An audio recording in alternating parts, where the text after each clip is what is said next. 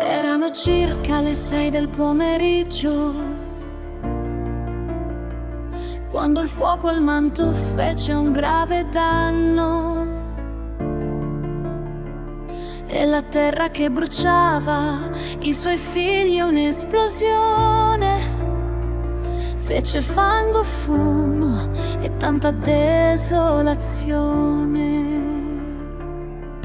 Palafitte sprofondate in fondo al mare spaventavano anche i pesci e le balene. Navigavano i battelli senza vento, gli sciacalli svolazzavano in silenzio come merli. Comitive d'angeli, bambina mia, stanno già arrivando e sanno come tu sai.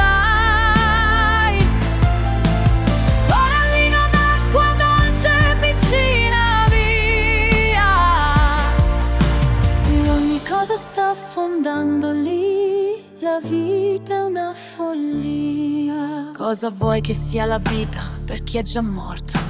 Nostra è solo una bestemmia, un chiodo storto. Falchi da millenni a nozze lanciano le loro frecce, facce da tritolo a fiumi come le seppie. Tra gli agrumi gli aranceti sono feroci, solo i frutti acerbi sono cinici e voraci. Alberi codardi affondano le radici sottoterra tra serpenti velenosi, nidi di guerra. Comitive d'angeli, bambina mia, stanno già arrivando e sanno come tu sai.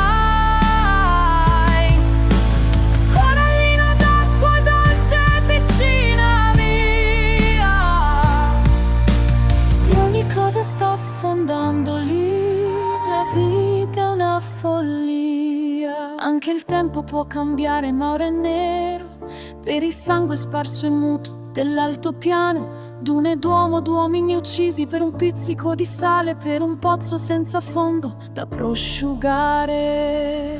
Dimmi quante teste ancora vedremo saltare, quante strade in aria, quante ne dovremo cambiare prima di poter imboccare piccoli sentieri deserti, davidi disegni da livori funesti.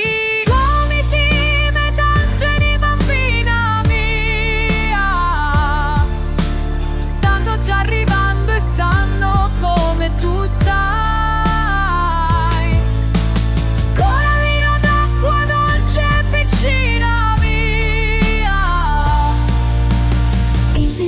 Muore spesso l'uomo giusto, mai